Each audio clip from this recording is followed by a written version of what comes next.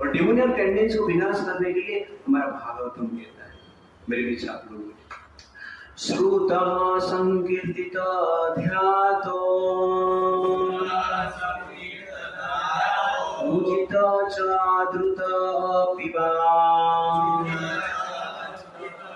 मूर्णां धुनन्ति भगवान्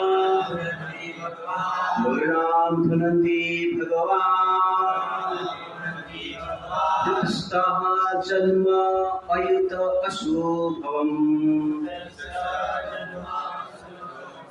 रुदुष्ट जन्म अयुत अशुभम्।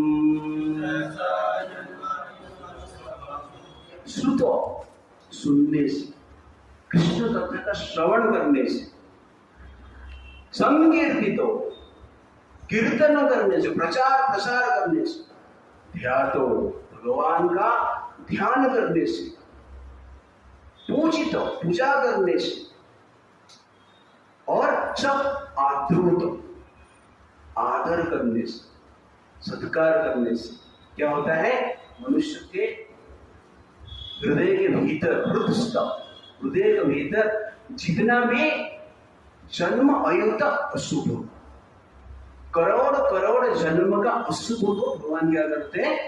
धुनति, साफ सफाई करते हैं। इसीलिए प्रतिदिन हमें क्या करना चाहिए? भगवान का कथा नित्य निरंतर सुनना चाहिए, जिससे कि डिमोनियल टेंडेंसी जो है नष्ट हो।